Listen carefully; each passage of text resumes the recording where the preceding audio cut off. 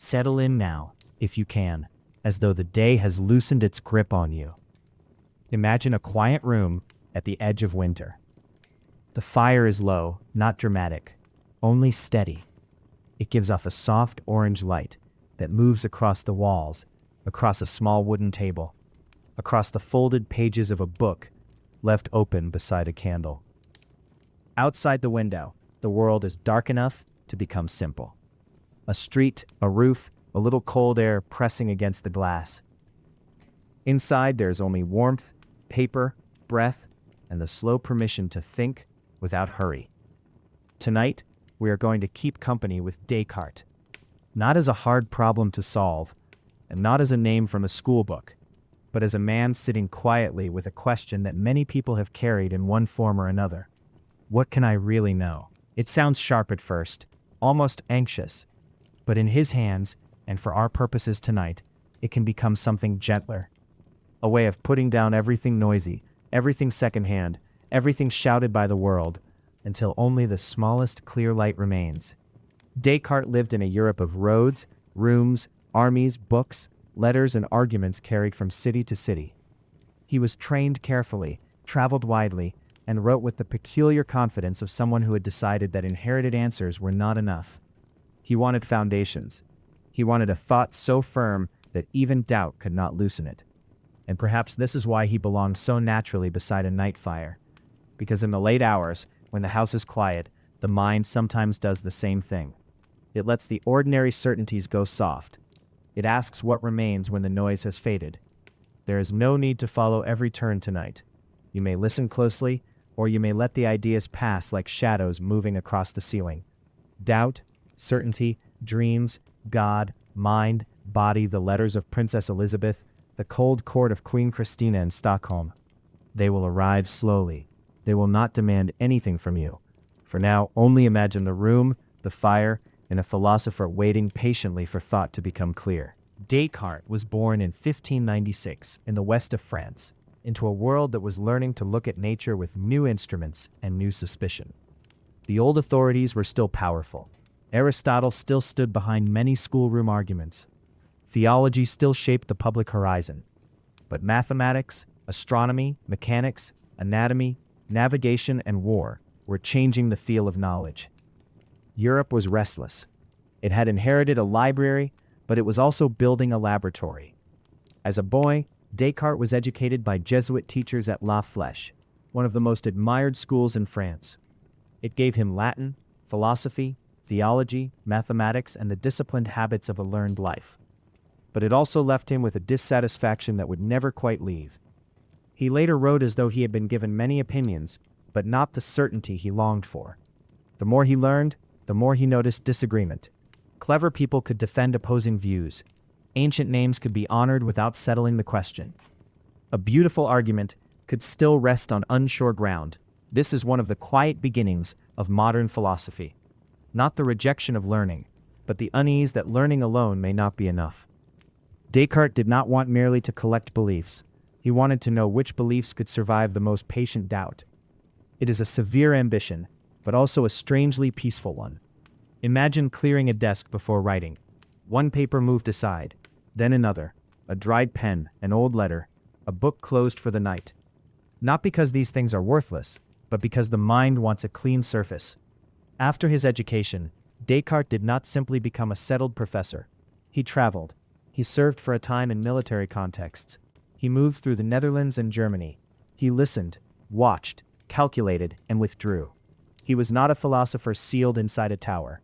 He was a traveler with a private interior life, carrying mathematical clarity through a world of mud roads, crowded inns, cold rooms, and uncertain politics.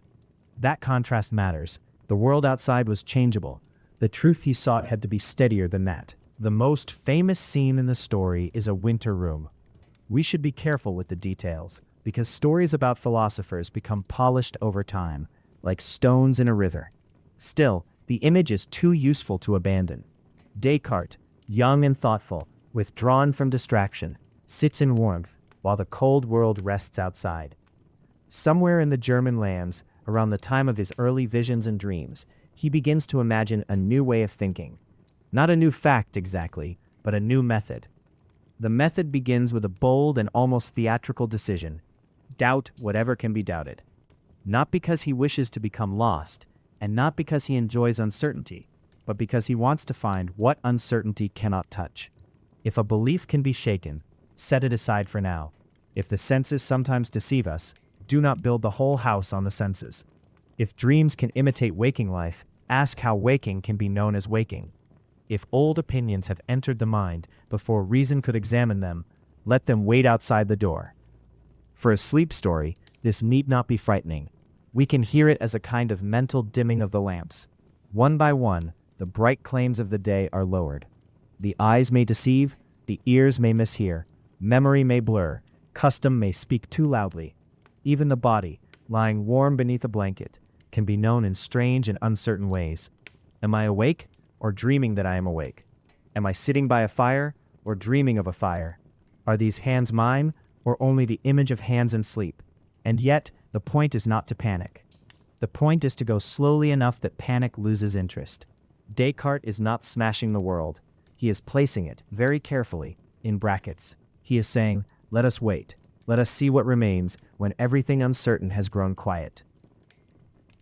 In the first meditation, published in 1641, Descartes turns this private discipline into a written exercise. He begins by admitting that many things he once accepted have turned out to be doubtful.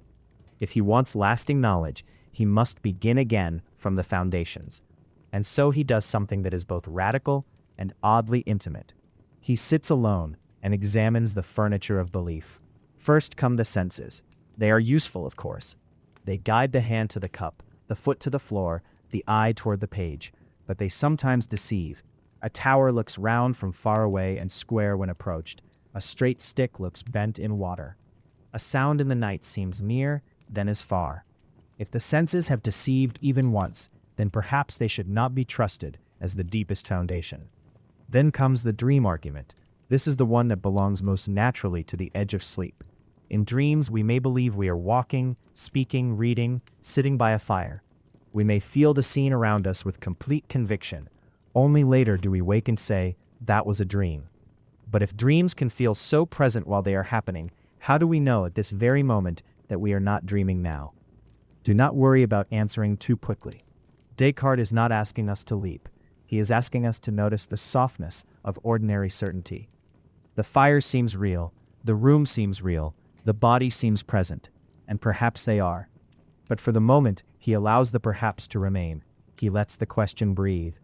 Beneath the question, something quieter is beginning to form. If I doubt the room, if I doubt the fire, if I doubt the body, still there is doubting. And doubting, however faint, is already a kind of thinking. The thought that doubting is already thinking becomes the small, bright center of the whole meditation. It does not arrive like a trumpet. It arrives more like a candle that refuses to go out. Suppose, says Descartes, that everything around me is uncertain. Suppose the senses have misled me. Suppose I am dreaming. Suppose even the most familiar world is less secure than it appears. Still, while I am doubting, I cannot doubt that there is doubting. And if there is doubting, there is thinking. And if there is thinking, then in some minimal but undeniable way, I am. This is the famous discovery, often remembered as cogito ergo sum. I think, therefore I am. But for sleep, we can hold it more softly. Not as a slogan carved in stone, but as a quiet recognition in a dark room. I may not yet know what I am. I may not yet know whether the fire, the table, the window, or the body are known with certainty. But I cannot be nothing while I am asking. Even my uncertainty reveals me. Even my confusion proves that there is a mind present enough to be confused. There is something strangely tender in this.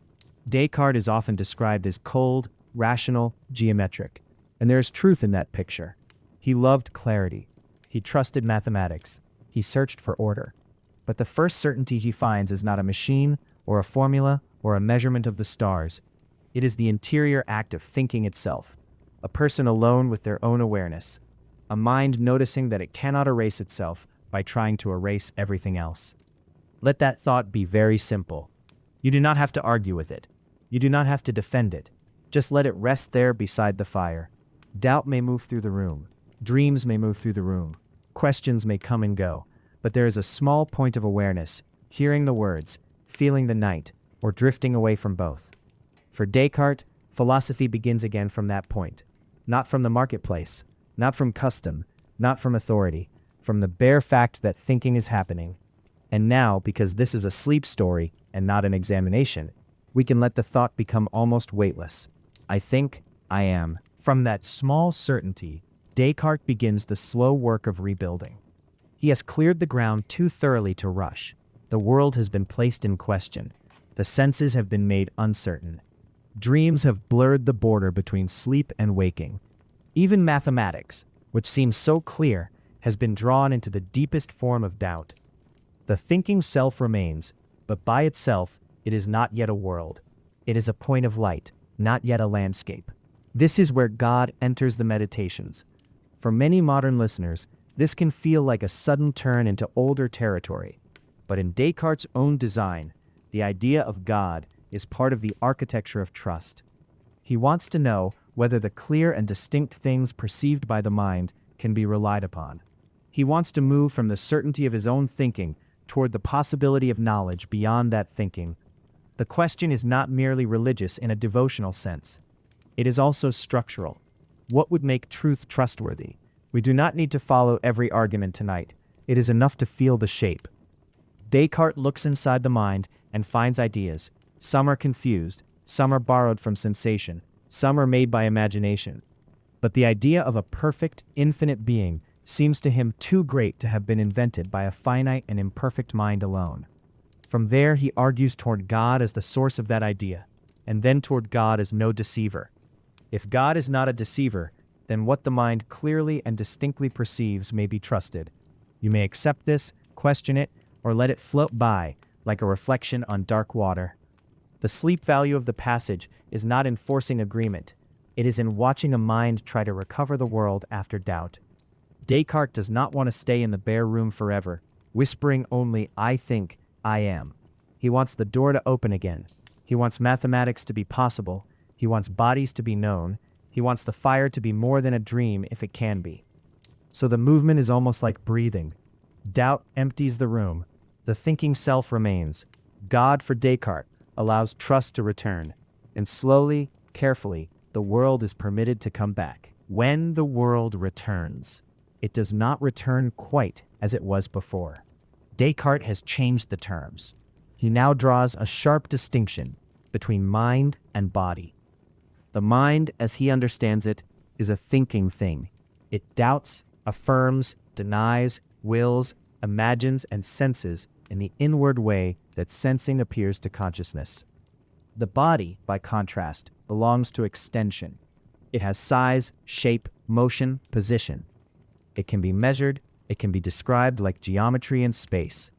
This distinction became one of the most famous and most difficult parts of his philosophy. On one side, the inner life, thought, awareness, judgment, memory, choice. On the other side, the extended world, hands, eyes, tables, planets, animals, machines, the body itself. The mind is not spread out like a piece of cloth. The body does not think in the way the mind thinks. And yet, in ordinary life, the two seem intimately joined. A decision moves a hand. A wound produces pain. Fear quickens the pulse. Grief changes the face. A warm room calms the thoughts. For tonight, we can let the distinction be vivid without making it harsh. You can notice the body resting where it is, and the mind moving more freely than the body can move. The body is here, in a particular place. The mind can wander to France, to the Netherlands, to a winter room in Germany, to Stockholm under snow. The body has weight, the mind has images. The body lies still. The mind can ask whether stillness itself is known with certainty. Descartes wants clarity, and clarity often separates. But human life is not only separation. It is also the strange joining of what can be distinguished. This is why the mind-body question would not remain a neat diagram. It would become a problem.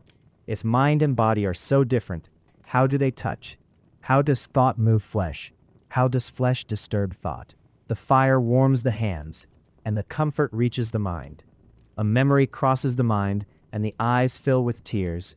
The distinction is clear. The union is mysterious. And in that mystery, another voice will soon enter the story. That voice belongs to Princess Elisabeth of Bohemia. She was not a decorative figure at the edge of the story. She was one of Descartes' most important correspondents, and she saw with remarkable precision where the difficulty lay. Their letters began in 1643, and in them she pressed him on a question that still has not gone away. If the mind is not extended and the body is extended, how can the mind act on the body? How can something without size or shape move something that has size and shape? It is a beautifully direct question. You can imagine it arriving as a letter, folded and carried across distance. The paper is opened, the ink is red, the room is quiet. And there it is, a philosophical difficulty made clear enough that it cannot be ignored. Descartes had explained mind and body by distinction. Elisabeth asked him to explain their contact. She wanted more than abstraction. She wanted an account that could make sense of lived experience. This matters because Elisabeth herself was not merely curious about a technical point. She understood illness, melancholy, duty, and the pressure of bodily life on thought. Her questions bring philosophy back from the clean table of certainty into the human person who must live, suffer, choose, and endure. A mind is not only a point of pure awareness, it is also joined, somehow, to tiredness, appetite, pain, weather, medicine, friendship, grief, and hope. Descartes responded with respect, and their exchange shaped his later thinking about the passions. He tried to speak not only of the soul as thinking, but of the human being as a union of mind and body. He sometimes pointed to the pineal gland as a site involved in this union, a small structure in the brain that he believed had a special role. Modern science has not followed him there in the same way, but the deeper question remains alive. Tonight, let Elisabeth's question be calm but firm. How does thought meet the body? How does the body reach thought? In the late hours when a small worry can tighten the chest and a warm blanket can soothe the mind, the question does not feel remote at all. The correspondence with Elisabeth helps lead us toward The Passions of the Soul, published in 1649. This later work is not the same as the stark drama of the Meditations. It is more concerned with the human being in motion, with emotion, embodiment, habit, and the ways the soul and body seem to affect one another. The firelit thinker has not abandoned clarity, but the subject has become warmer, more human, and more difficult to reduce to a single bright point. The passions for Descartes are not simply enemies of reason. They are ways in which the soul experiences the body's condition and is moved toward action. Wonder, love, hatred, desire, joy, sadness, these are not random storms. They belong to the structure of embodied life. They can mislead, certainly, but they can also inform, orient, and protect. The task is not to become a stone. The task is to understand what is happening and to cultivate a kind of freedom in the middle of it. This is one reason the philosophy becomes practical. A person who knows nothing of their passions may be pulled along by them without noticing. A person who observes them may begin to make room. Sadness comes. Desire comes. Fear comes. The heart changes its rhythm. The breath tightens or loosens. A thought becomes urgent, then less urgent. The mind can learn to watch without immediately obeying. It can say, here is anger. Here is longing. Here is a little grief from something old. Here is the body speaking in its own weather. There is a sleep lesson hidden here. To fall asleep is not to defeat the body with thought. It is to allow the union to settle. The mind cannot simply command peace and receive it at once, but it can lower the light. It can soften its grip. It can stop rehearsing every argument. It can notice the body as a companion rather than an obstacle. The body breathes. The room is warm. The fireplace murmurs. The mind, slowly, becomes less separate from rest. Descartes may be remembered for division, but his later reflections keep returning to union. We are thinking things. We are also living bodies. Tonight, both may be allowed to grow quiet. Before the final northern chapter, it is worth returning to the wider life. The story of Descartes is not only a sequence of arguments, it is a life of movement and withdrawal. He often preferred privacy. He spent many years in the Dutch Republic where he could work with relative freedom, correspond widely, and keep some distance from the pressures of public controversy. The Netherlands offered him cities, printers, scholars, arguments, and a certain shelter for thought. He was careful, sometimes cautious to the point of secrecy. He knew that new ideas could bring trouble. Galileo's condemnation in the 1630s made the risks of natural philosophy plain. Descartes had his own work on the world and physics, but he delayed or withheld some of it. He did not wish to invite unnecessary danger. This caution does not make him timid in thought. It makes him human in history. Ideas are not written in empty space. They pass through institutions, friendships, printers, churches, courts, and the judgment of other people. He corresponded with Marin Mersenne, with scholars, patrons, critics, and friends. Letters mattered deeply in his world. A philosophical life could be distributed across paper. Questions traveled, objections arrived, replies were composed by candlelight. The quiet room was connected to a broad republic of argument. Even solitude had postal routes. In this sense, Descartes was both alone and not alone.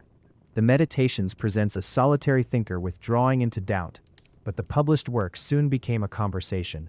Objections were gathered, replies were printed, other minds entered the room.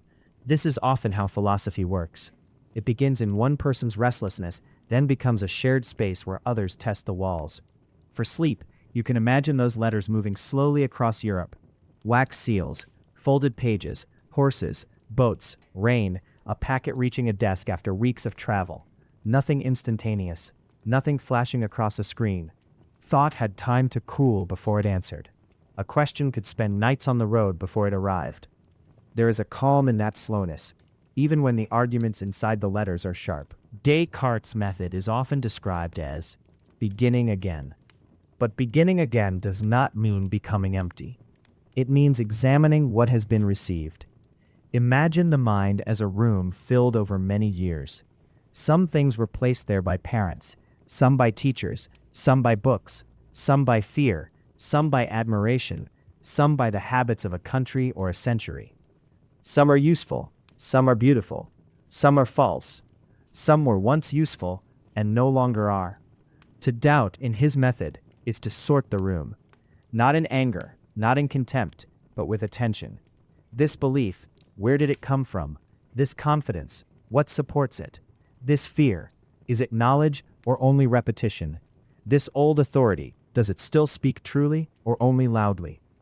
If the process sounds severe, it can also be deeply calming. Many anxieties grow because unexamined thoughts crowd together. They push and mutter. They borrow each other's force.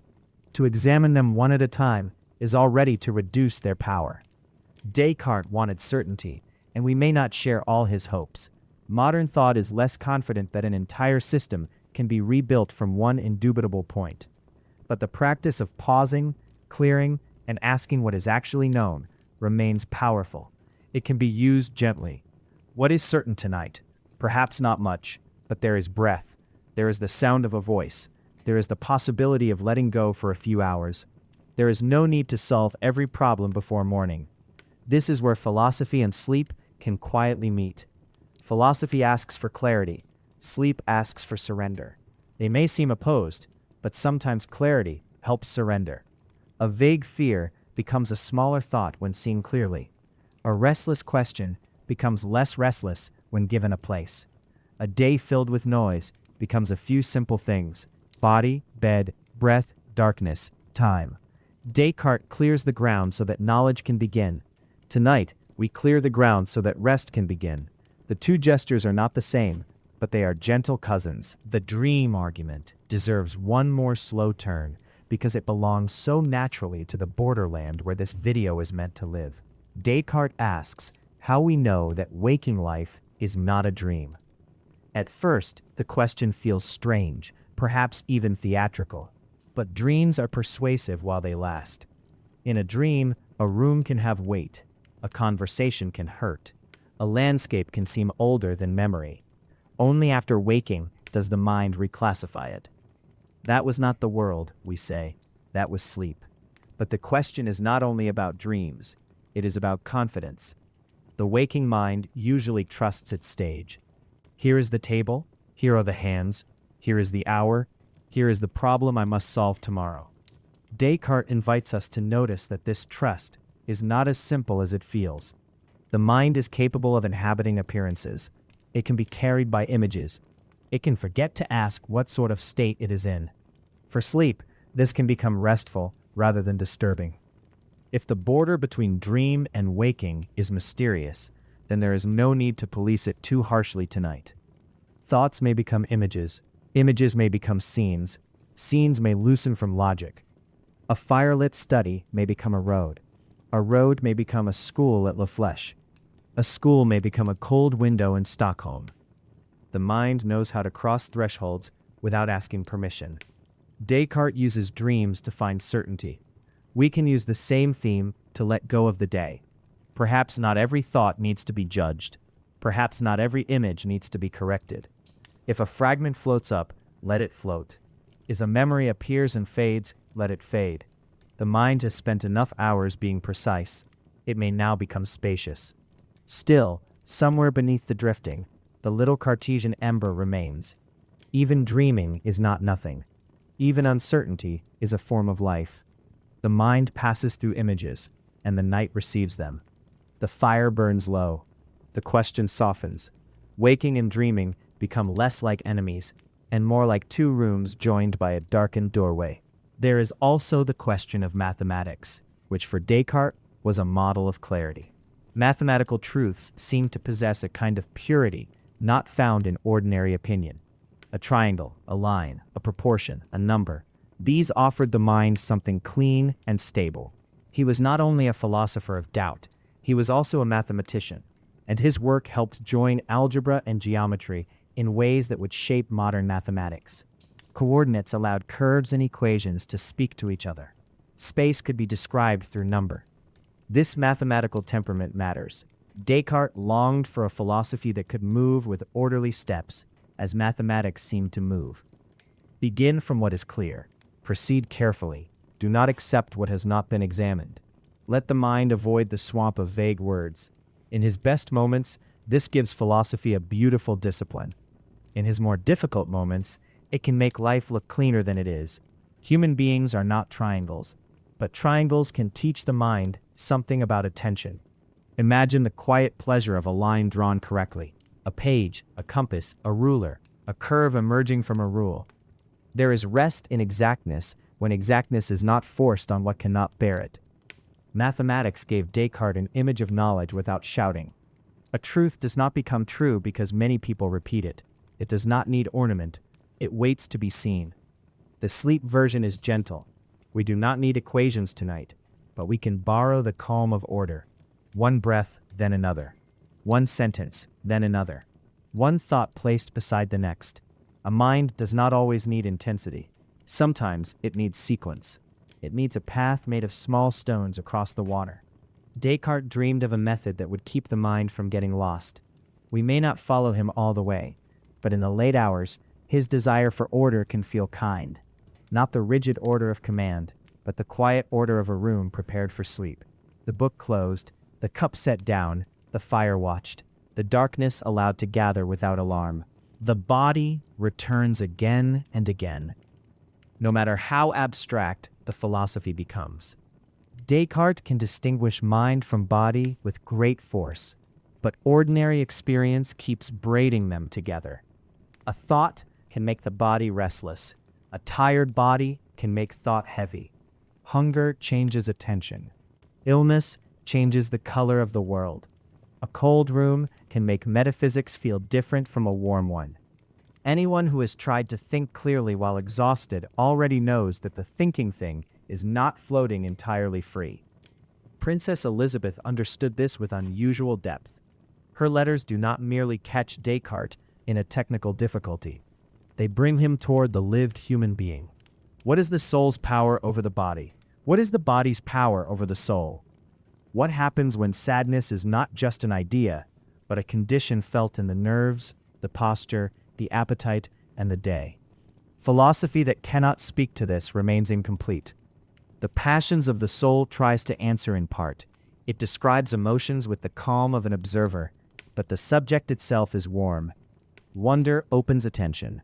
Love joins the will to what seems good. Desire reaches toward what is absent. Joy rests in a present good.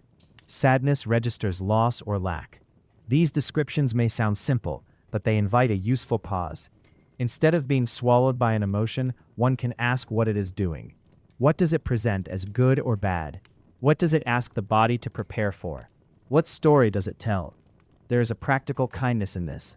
If you are awake tonight because of some unsettled feeling, you do not need to solve the feeling by force. You can notice it. You can give it a name or decline to name it. You can let it be a weather system passing through the union of mind and body. The old philosophers often wanted mastery.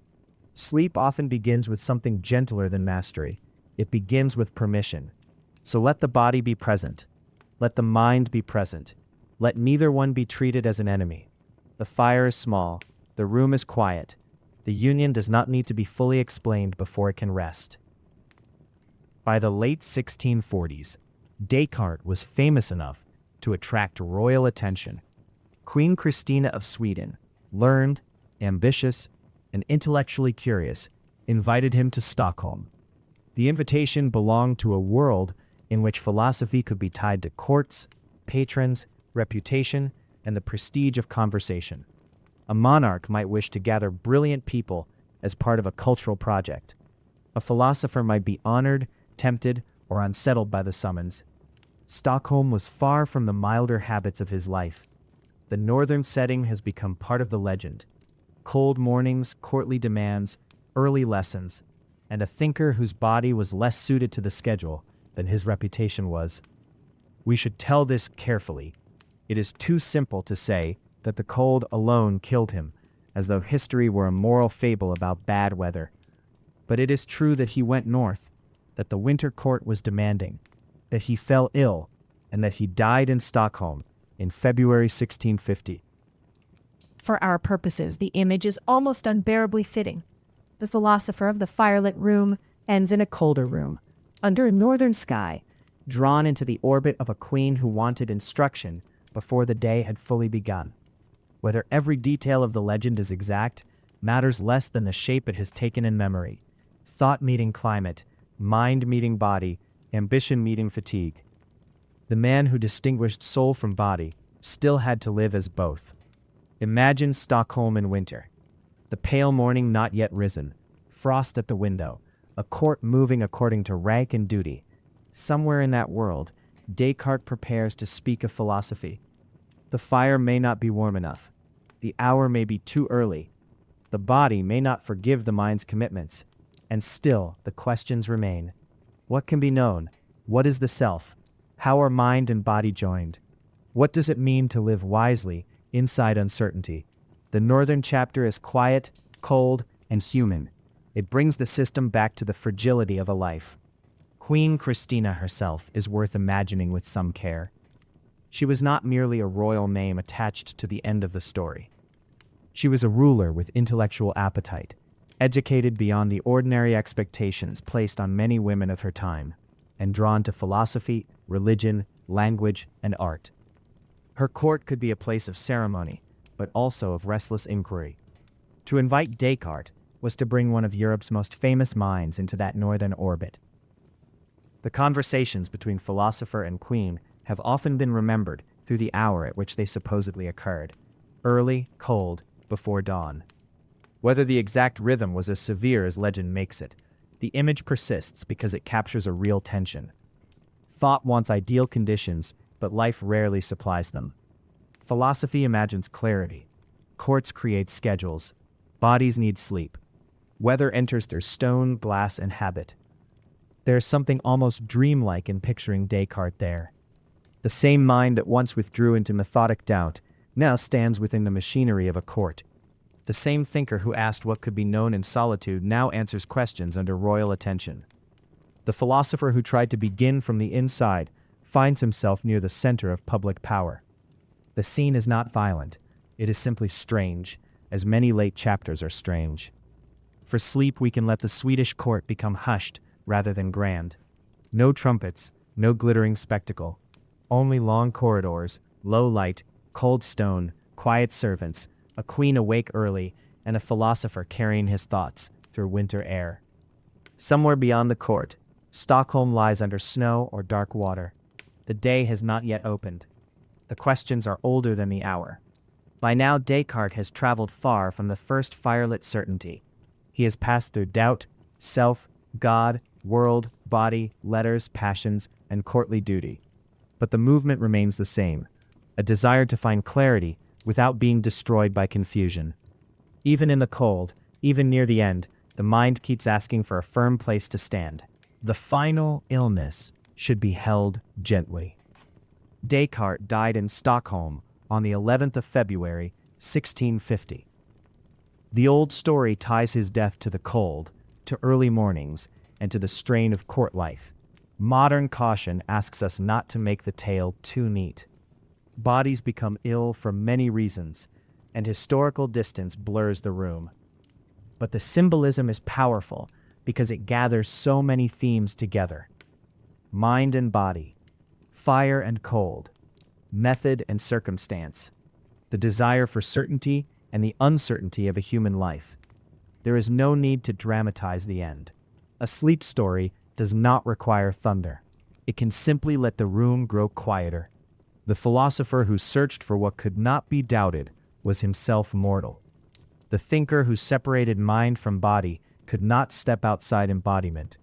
The man who rebuilt knowledge from the inside still depended on warmth, breath, medicine, weather, and the care of others.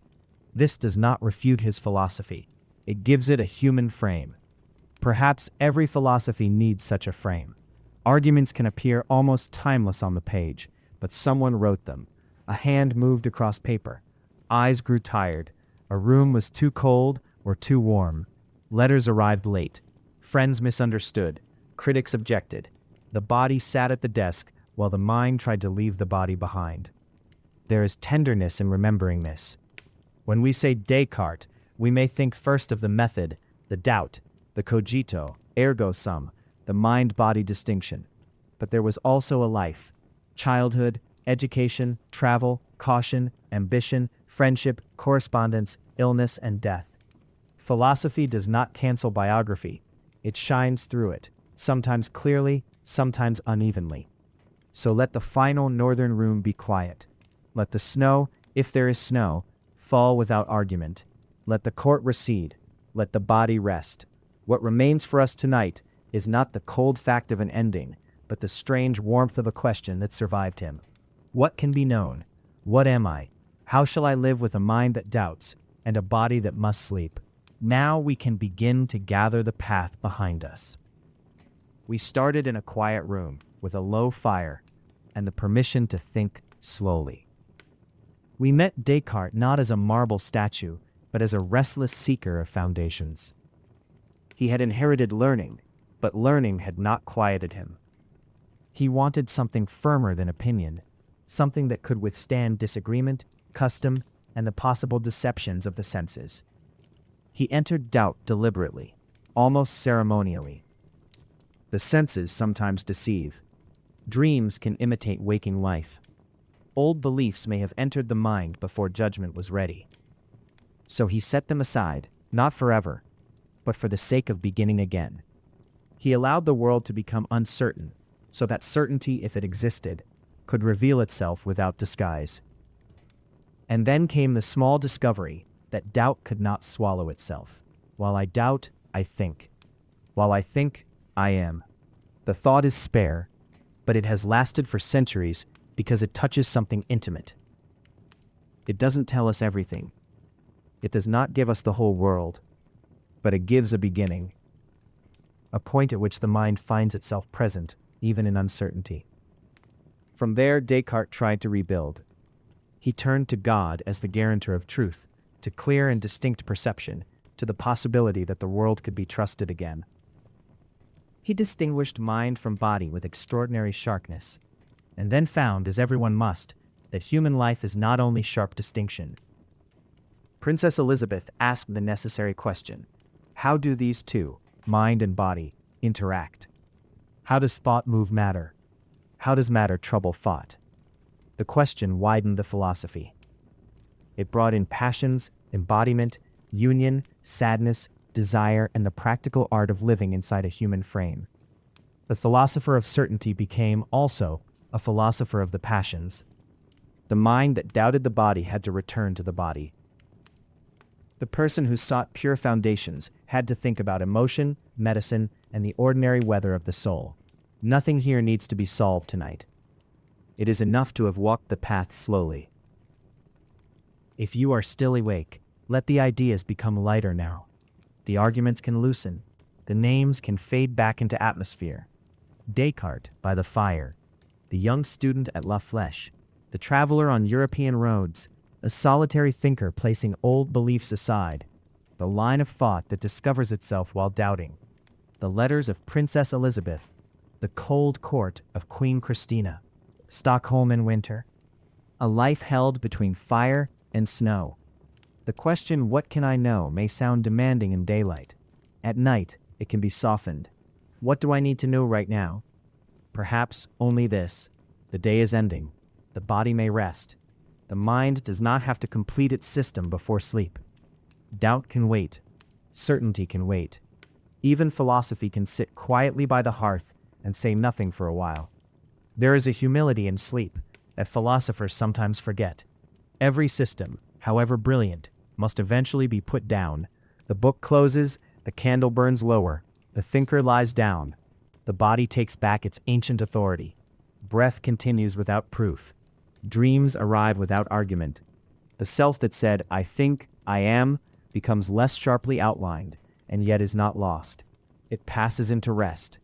Perhaps that is another kind of trust, not the clear and distinct trust Descartes sought through argument, but the bodily trust of letting go, trusting the bed, trusting the dark, trusting that unfinished thoughts can remain unfinished until morning, trusting that a mind does not fail because it sleeps. It returns, if it returns, by paths it does not fully understand.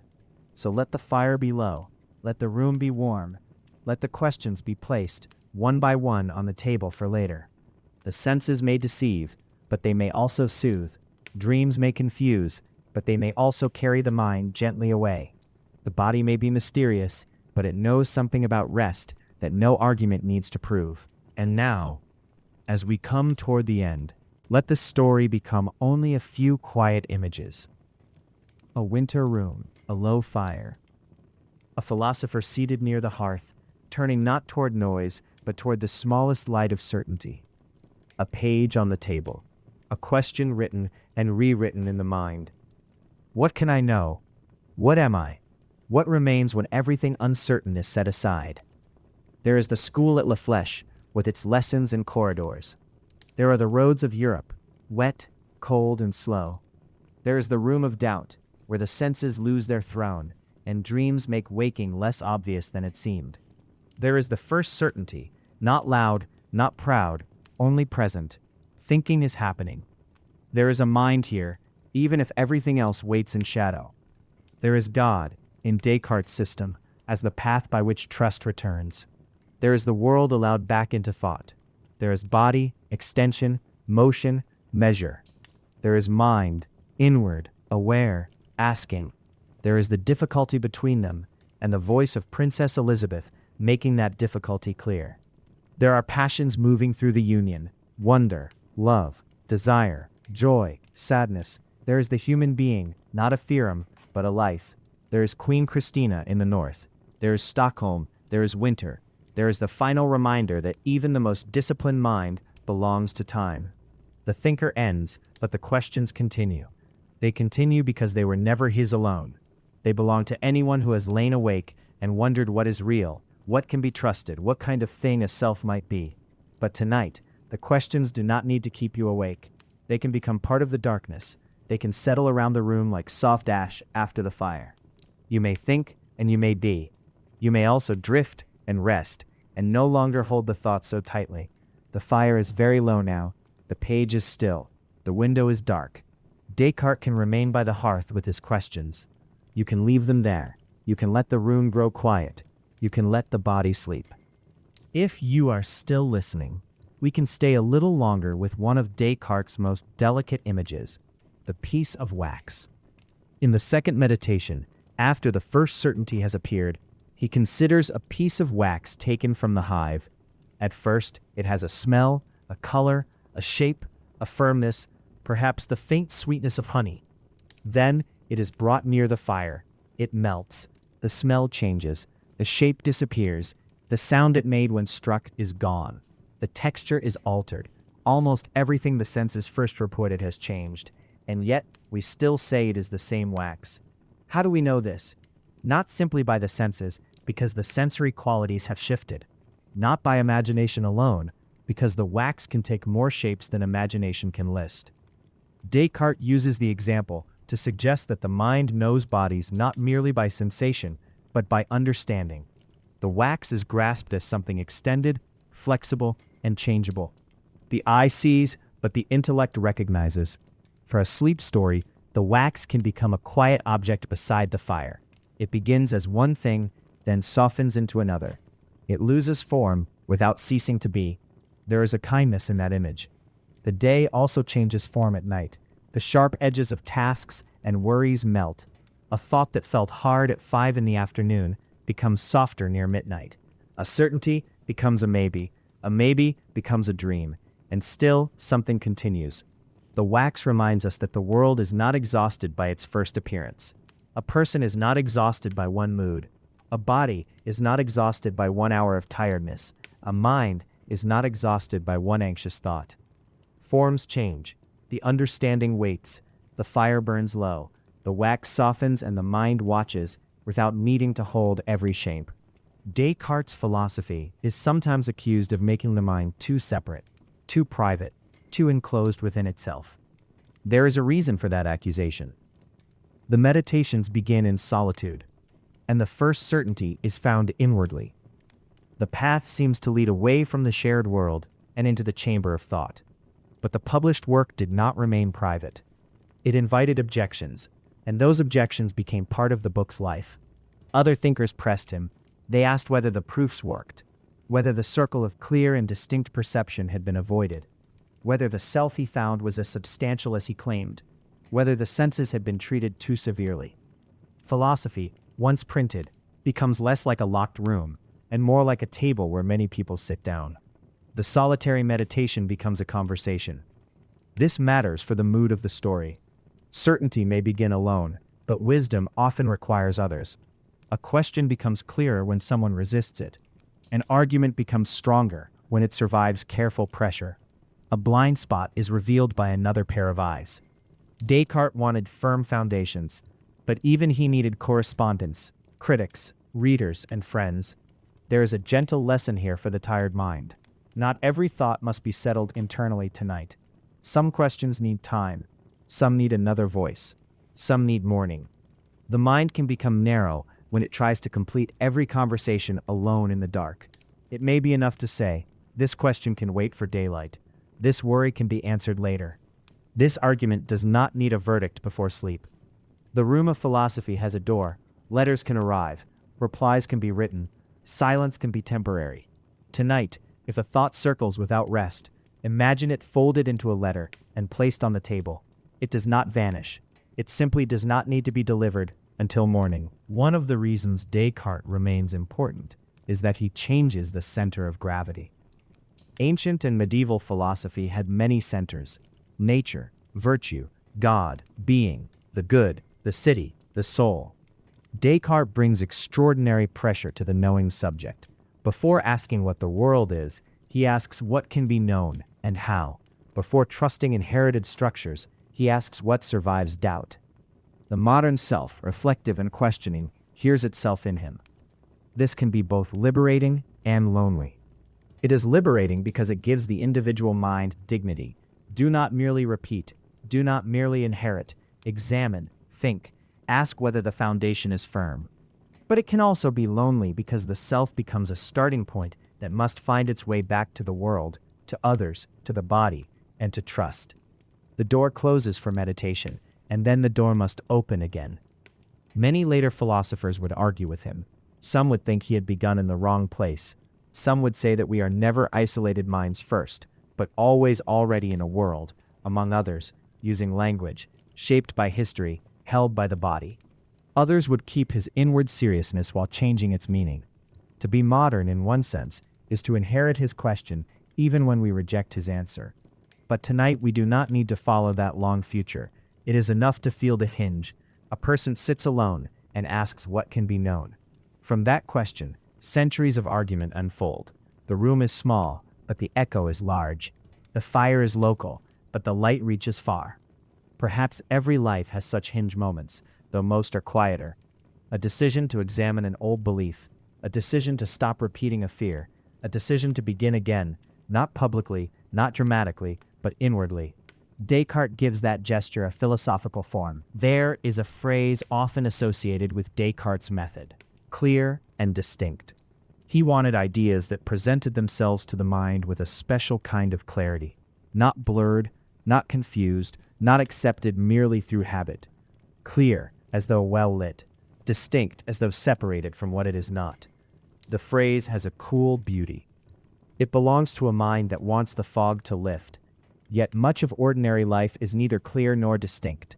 Feelings overlap, motives mix, memories alter as they are remembered, bodies ache in ways that do not come with explanations. Other people speak, and we hear both what they say and what we fear they mean. The world often arrives not as geometry, but as weather. So what can we do with the desire for clarity? We can use it gently. Not every part of life can be made geometrical, but some confusions can be given edges. This is the thought. This is the fear. This is the memory. This is the task for tomorrow. This is not for tonight. This is real, perhaps, but not urgent now. To distinguish is not always to divide coldly. Sometimes it is to give each thing a place so it stops pressing against everything else. Imagine a desk at night. Papers are scattered across it. Nothing is terrible, but everything overlaps. Then, slowly the papers are sorted. Letters here, books there, notes in a pile, a blank page in the center. The room has not changed very much, but the mind can breathe more easily. Clear and distinct, in this modest sense, becomes a kindness. Descartes uses clarity to build knowledge. We can borrow it to prepare for rest. The body is tired. The day is over. The future is not here yet. The bed is present. The room is present. The next breath is present. The idea of beginning again can sound severe, as though the past must be destroyed. But beginning again can also be quiet. A garden begins again after winter, not by denying the old roots, but by sending up a green shoot. A person begins again after confusion by taking one honest breath. A mind begins again when it stops pretending to know what it does not know. Descartes' doubt is sometimes called methodical because it has a purpose and a limit. It is not the endless suspicion that corrodes everything it touches. It is a tool. It clears unstable ground so that something steadier can be found. This distinction matters. Doubt without purpose can become a restless habit. Doubt with care can become a path. Tonight, if doubt appears, it can be given a purpose and then set down. What is this doubt asking for? Is it asking for evidence, for reassurance, for rest, for a decision that cannot be made yet? Many doubts become less frightening when they are heard as requests rather than commands. They knock at the door. We do not have to let them run the house. Descartes lets doubt enter because he believes he can pass through it. Whether or not we share his confidence, we can share the patience. Doubt one thing at a time. Notice one thing at a time. Let the mind stop multiplying shadows. The fire is here, the voice is here, the body is here, the night is here, the rest can wait. There is a soft courage in saying, I do not know. It opens a little space. It stops the mind from clutching at false certainty. It allows learning, and it allows sleep. A person does not need to know everything to be safe for the next few hours. Descartes wanted indubitable foundations for knowledge. Tonight, we need only enough trust to rest. The ambition is smaller and perhaps kinder. The world of Descartes was also a world of new science. Telescopes had changed the heavens. New mechanics changed the language of motion. Anatomy and optics encouraged philosophers to think of bodies in new ways. The old universe of qualities and purposes was giving way, in part, to a world of matter, motion, law, and measurement. Descartes belonged to this transformation. He did not only ask inward questions, he He also wanted a new account of nature. His physics would not survive in all its details, but its ambition tells us something. He wanted the natural world to be intelligible. Bodies for him were not mysterious bundles of hidden forms. They were extended things, governed by motion and contact, describable through principles. The universe could be understood as a vast order, not a theater of arbitrary powers. There is grandeur in this, but also a risk. When the world becomes mechanical, some forms of meaning can seem to thin out. Animals, bodies, even emotions may be described in ways that feel too cold. Later thinkers would resist this. They would ask what had been lost when nature became so measurable. But the desire for intelligibility remains powerful. To understand a thing is to be less at its mercy. For sleep, we can take only the peaceful part. The world has patterns. The breath has rhythm. The fire has its small physics of heat, air, and fuel. The body has processes that continue without supervision. The heart does not need a philosophical proof before it beats. The lungs do not wait for an argument before they draw in air. There is rest in knowing that not everything depends on conscious effort. Much of life is carried by systems deeper than thought. Descartes wanted to understand the machine of nature. Tonight we can be grateful that the living body knows how to keep watch, while the mind loosens its grip. The more we stay with Descartes, the more we see a pattern of retreat and return. He retreats from the world into doubt, then returns to the world through clear perception and trust. He retreats from the body into the thinking self, then returns to the body through union, passions, and Elisabeth's questions. He retreats from public noise into private work, then returns through letters, publication, objections, and courtly invitation. This rhythm is not only philosophical, it is human. We often need retreat in order to return well. A day can become too crowded. A mind can become overrun by other people's voices, demands, and interpretations. Solitude, when it is healthy, is not a rejection of the world.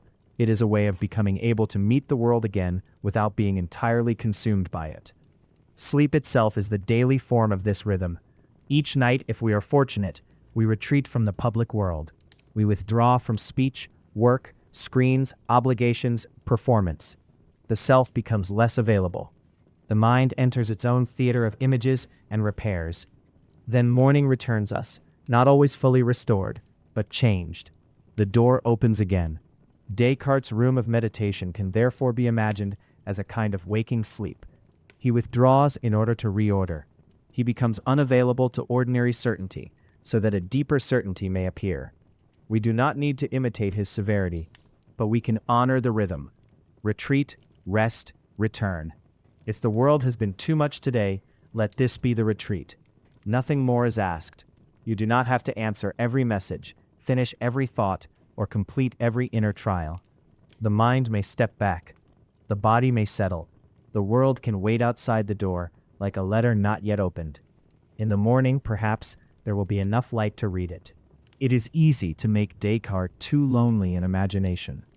The solitary thinker is a powerful image, but his life was threaded with relationships. Marin Mersenne helped connect him to the learned world. Princess Elisabeth challenged and deepened his thought. Pierre Chenet, the French ambassador in Sweden, was part of the path that led toward Queen Christina. Publishers, critics, patrons, and friends all helped shape the movement of his ideas. Philosophy often appears under a single name, but no thought travels alone. A book carries hidden labor: paper, printing, correspondence, translation, recommendation, disagreement, hospitality, protection, and memory. Even the most inward philosophy depends on a world outside it. The solitary mind sits inside a network of care and conflict. This can soften the picture. Descartes did not simply think in emptiness. He lived among systems of communication.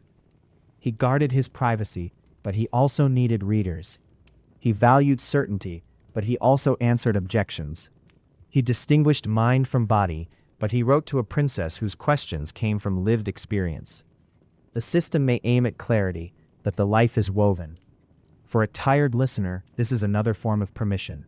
You are not only an isolated point of thought, you are also woven into rooms, histories, bodies, friendships, losses, places, and ordinary dependencies.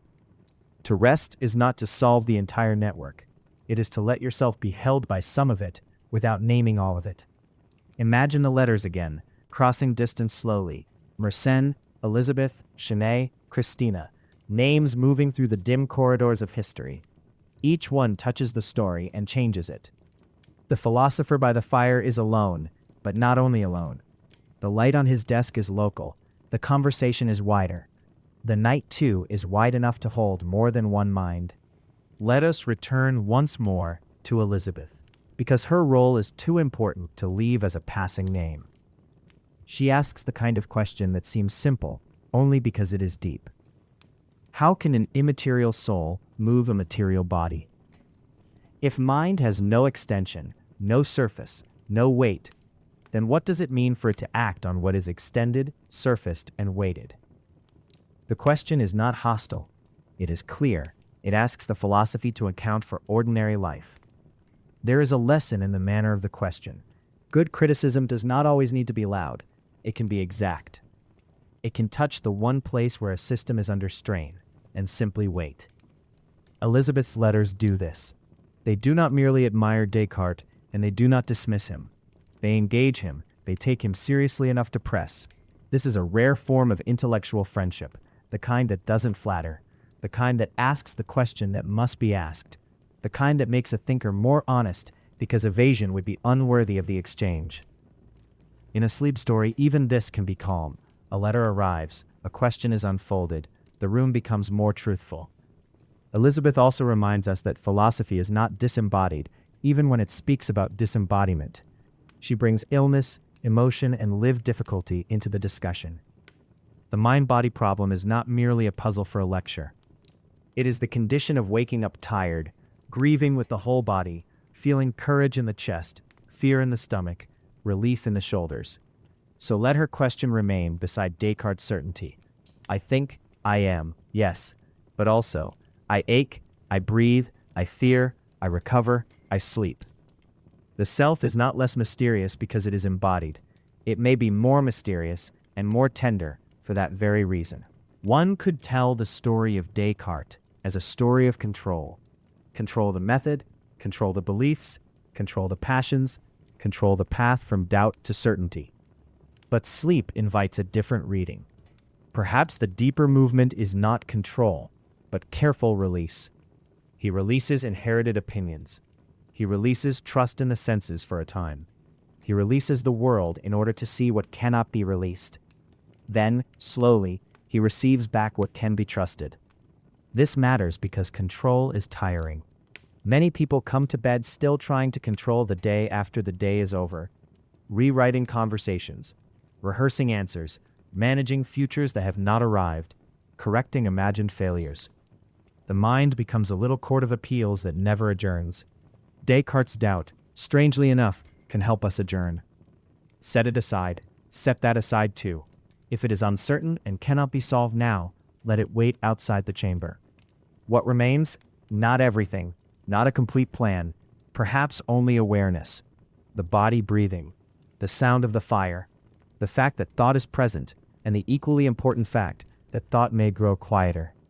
The self does not need to disappear in order to rest. It only needs to stop gripping every object. Descartes sought certainty by refusing premature trust. Sleep seeks rest by refusing unnecessary labor. The two refusals are different, but tonight they can sit together. Do not trust every anxious forecast. Do not follow every memory down its corridor. Do not accept every demand that appears after dark as urgent. Some thoughts are only tiredness wearing a serious face. The fire gives no argument for itself. It simply burns. The body gives no argument for rest. It simply asks. The mind may answer, not with conquest, but with release. Enough for tonight, enough for now. The phrase, "I think, therefore I am," has become so famous that it can sound almost too familiar. It appears on posters, in textbooks, in jokes, in casual references that have lost the darkness from which it came. But in its original setting, it is not casual.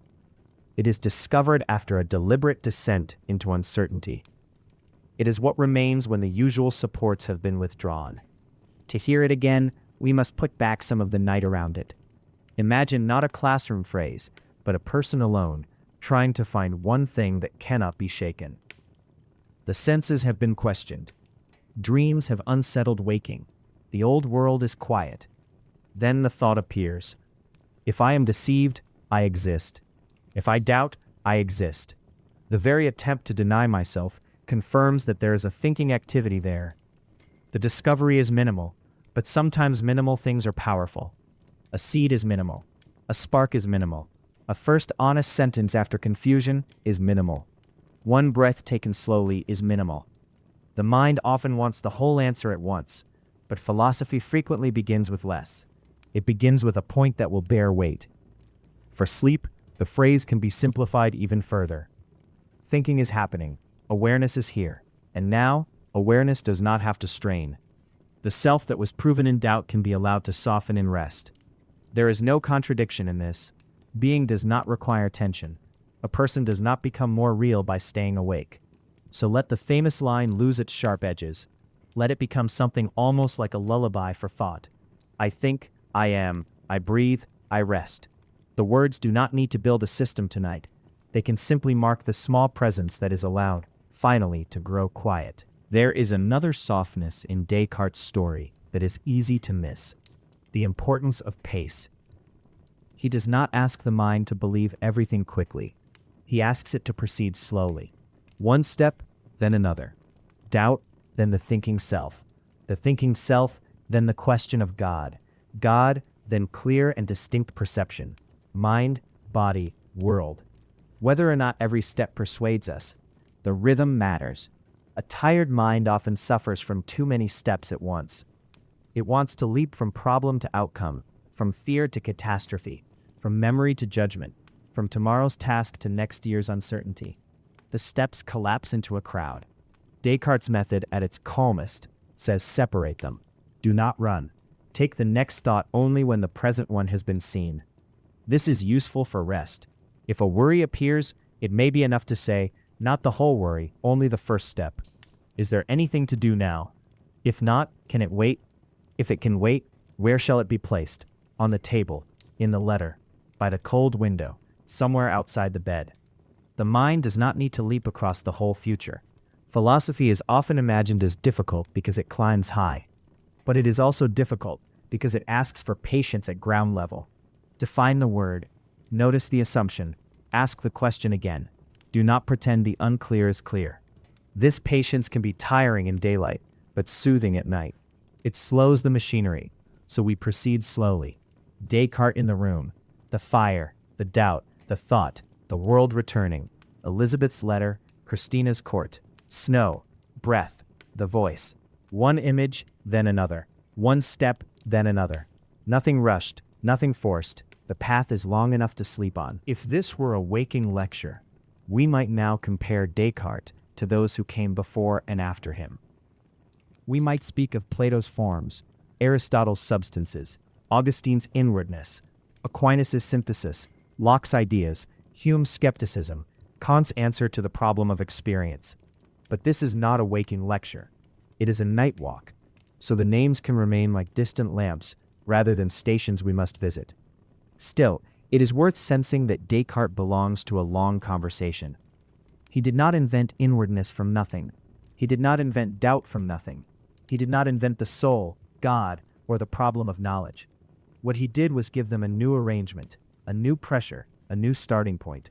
He made the thinking subject into a threshold through which modern philosophy would pass. Every philosopher inherits a room and rearranges the furniture. Some move the table, some open a window, some remove a wall and discover another room behind it. Descartes clears the room almost entirely, then places the thinking self at the center. Later thinkers will argue about whether the room can stand that way. But the rearrangement cannot be ignored. For sleep, the image of rearranging is enough. The mind has furniture too. Old beliefs, old fears, old phrases, old defenses. Some of them are useful. Some are only in the way. Tonight, no heavy lifting is required. But perhaps one chair can be moved. Perhaps one thought can be set down. Perhaps the room can be made easier to cross in the dark. The philosophers can keep their long conversation until morning. Plato, Aristotle, Augustine, Aquinas, Descartes, Elisabeth, and the others can remain in their shadowed library. You do not have to answer them. You can pass by the open door, hear the murmur of questions, and continue toward sleep. Let us imagine one more letter. It has traveled slowly, as letters once did. It has crossed weather and borders. It carries a question, perhaps from Elisabeth, perhaps from another thoughtful reader, perhaps from the future itself. The seal is broken. The page is unfolded.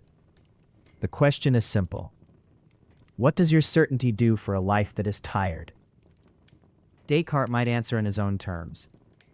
He might speak of the will, the understanding, the passions, the need to judge only what is clearly perceived. He might say that error comes when the will outruns the intellect. When we affirm more than we truly know, there is wisdom in that. Many troubles begin when the mind says yes or no too quickly. This will be terrible. That person meant harm. I cannot bear this. Nothing will change. The will rushes ahead, and the understanding is not caught up. A gentler judgment might be possible. I do not yet know. I will wait. I will not turn a fear into a fact. I will not turn tiredness into prophecy. I will not mistake the darkness of the room for the shape of the future. This is a very practical Cartesian discipline, softened for night. The will can rest. It does not have to affirm every anxious image. It does not have to deny every hope.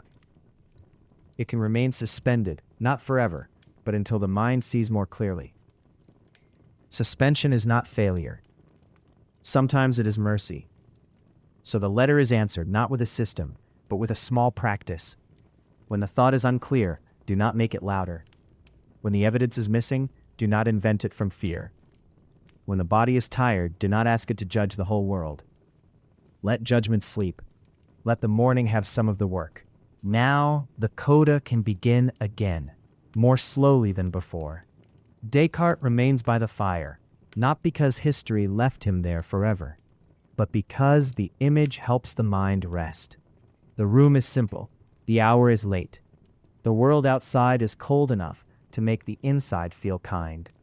A candle leans into its own small pool of light. Papers wait without impatience. The philosopher is not rushing. He has asked what can be known. He has doubted the senses, dreams, inherited opinions, and the easy confidence of the day. He has found the thinking self, turned toward God, recovered the world, separated mind and body, and then been drawn back toward their union by Elisabeth's clear and necessary question. He has thought about passions, letters, courts, winter, and the fragile conditions under which any philosophy is lived. And after all that, the room is still quiet. This is important. The greatest questions do not always require noise. They can be present without shouting. They can sit beside the bed like books closed for the night. Knowledge, certainty, self, body, God, world, dream, doubt. Each word has its history. Each word can wait. If sleep is near, there is nothing more to do. If sleep is not near, there is still nothing urgent to do. Let the voice continue only as a thread. Let the fire continue only as a texture. Let the mind wander through the images it has gathered. Wax melting, letters traveling, snow at Stockholm, a question folded into paper, a line of thought that survives the dark. Descartes wanted to know what could not be doubted. Tonight, perhaps one small thing is enough. Rest is allowed. The body is allowed. The unfinished thought is allowed. The room is allowed to grow dim. The night is allowed to do its quiet work. If the story continues after you have already begun to drift, that is perfectly all right. Sleep stories are allowed to outlast attention. They are built like long corridors with lamps set far apart, so that the mind may leave at any point and still feel accompanied. Descartes can keep his questions by the fire while you move further into rest. Let us make the remaining thoughts very simple. The senses may not be perfect, but the warmth of the room can still be kind. Dreams may blur the border of waking, but the border does not need guarding now. Doubt may be useful, but it does not need to patrol the night. Certainty may be desirable, but it is not required before sleep. The body may be mysterious, but it knows how to become heavy. The mind may be subtle, but it can become quiet. This is not a defeat of philosophy. It is one of the conditions that makes philosophy possible. A mind that never rests becomes less clear, not more. A body ignored for too long returns as noise. Even the most careful thinker must pause, eat, warm the hands, close the eyes, and trust processes deeper than argument. Rest is not the enemy of thought. It is part of the life in which thought appears. So the night becomes a teacher of proportion. Some questions are real, but not for this hour. Some uncertainties are deep, but not dangerous in this moment. Some unfinished matters are allowed to remain unfinished. The page can stay on the desk. The letter can remain sealed. The proof can wait. Morning, if it is needed, will have its own kind of light. For now, the fire is low. The breath is enough. The self does not need to shine brightly to exist. It may glow faintly, like an ember under ash, present and warm, asking nothing. One last time, imagine the whole journey as a single slow movement. A young mind receives an education and finds it impressive, but incomplete. A traveler moves through Europe, watching the world change. A thinker sits in winter and decides to doubt carefully. The old beliefs are set aside. The senses are questioned. Dreams become philosophically useful. The self appears, not as a grand possession, but as the undeniable activity of thinking. Then the world returns by degrees. God, clarity, perception, body, extension, motion. The wax melts and remains wax. The mind distinguishes itself from the body, then discovers that distinction is not the whole truth. Elisabeth writes with lucid pressure. The passions bring the body back into philosophy. Christina draws the philosopher north. Stockholm becomes the final cold chamber of the story. Fire, doubt, letters, snow. None of it needs to be held tightly now. Let each image loosen as soon as it appears. The fire, the desk, the wax, the letter, the queen, the snow, the hand that writes, the body that tires, the mind that asks, the mind that releases. If a question remains, let it be a quiet one, not what must I solve, but what can I set down, not what is absolutely certain, but what is gentle enough for tonight. Not how do I master the mind, but how do I let it rest without fear. Descartes' answer was to seek a foundation. Sleep gives another answer, older than philosophy. Lie still, breathe, let the darkness gather, let the body keep its own wisdom, let thought become less bright and more spacious. The night does not ask for proof. It receives the tired mind, the unfinished day, the unanswered question, and somewhere in that quiet, perhaps, the simplest certainty remains. Thinking has happened, being has happened, now rest may happen too. Let us return to the beginning of doubt, but from another angle, softer than before. Doubt is often imagined as a hard, cold thing, a blade used to cut away belief. But in the hands of Descartes, at least at the start, it is also a kind of careful housekeeping. He looks around the furnished mind and asks which objects truly belong there, which beliefs have been tested, which have merely been inherited, which have arrived through custom, repetition, fear, admiration, or the authority of a teacher. This need not be hostile to the past. A person can be grateful for an education and still examine it. A person can love a tradition and still ask where it is strong. Descartes is severe, yes, but not merely destructive. He is searching for a foundation that will not collapse under pressure. He wants to stop building rooms on mist. For sleep, the image can become gentler still. You are not required to doubt your whole life tonight, but you may notice that many thoughts become louder than their evidence. A worry speaks as though it knows the future. A memory speaks as though it is the whole truth. A judgment speaks as though it has heard every witness. The Cartesian pause says, wait, is this clear? Is this known? Must this be decided now? Often the answer is no. No, not clear enough. No, not known enough. No, not for this hour. And that answer can be peaceful. The mind is allowed to withhold judgment. The body is allowed to become heavy. The night is allowed to carry what the intellect cannot settle. Consider the senses again, not as enemies, but as companions with limitations. Descartes reminds us that the senses sometimes deceive. A distant shape is misread. A sound in the house becomes a story before it becomes a sound again. The eye is tricked by distance, light, water, fatigue. The body reports the world truly enough for ordinary life, but not with the perfect certainty he seeks. Yet the senses also soothe. The same senses that can mislead can tell the tired body that the blanket is warm, that the room is dim, that the fire is low, that the hour has changed.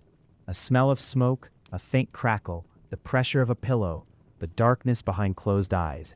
None of these may satisfy the strict requirements of metaphysics, but they may be enough for rest. This is one place where we can be kinder than the method. Descartes suspends the senses in order to find knowledge. We may receive the senses in order to sleep. Not blindly, not as ultimate judges of truth, but as small messengers from the body's present situation. They say, here, now, warmth, quiet, less to do. Philosophy often asks what can be known beyond appearances. Sleep asks whether the appearances of safety can be allowed to work on us. A room does not need to be proven with indubitable certainty before it can calm the nervous system. A voice does not need to become a theorem before it can accompany the mind. The senses are imperfect. They are also human. Tonight, their imperfection can be forgiven. The dream argument is powerful because it touches something everyone knows from inside. Dreams do not announce themselves as dreams. They arrive with scenery, emotion, urgency, and sometimes a strange internal logic that seems complete while it lasts. In a dream, one may search for a door, speak to someone absent, walk through a city that has never existed, or feel afraid without knowing why. Only later does waking rearrange the experience. Descartes uses this to loosen ordinary certainty. If dreams can imitate waking, then waking needs examination. But the dream argument also reveals something about the mind's creative depth. The mind is not merely a passive mirror. It can generate worlds. It can produce rooms, faces, weather, journeys, and conversations. It can be deceived by its own theater, but it can also be astonishingly fertile. For sleep, this fertility is not a problem to solve. It is the path. As you drift, the mind may begin to make images from the words: a French school, a winter room, wax by a flame, a letter crossing Europe, snow in Stockholm. These images do not need to be historically exact. They are the mind's soft passage from listening into dreaming. Descartes asks, how do I know I am not dreaming? Tonight we can answer, perhaps you do not need to know. Perhaps the edge itself is enough. Waking thought loosens, dream thought approaches, the philosopher remains by the fire, the listener moves elsewhere. No alarm is needed at the threshold. The door between states opens quietly, as it has opened on countless nights before. When Descartes finds the thinking self, he finds it in activity. The self is not first discovered as a portrait or a fixed object. It is found in doubting, understanding, affirming, denying, willing, refusing, imagining, sensing.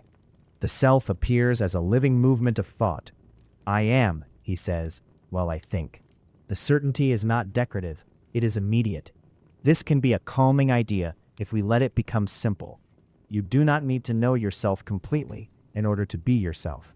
You do not need a full inventory of personality, memory, achievement, failure, desire, and fear.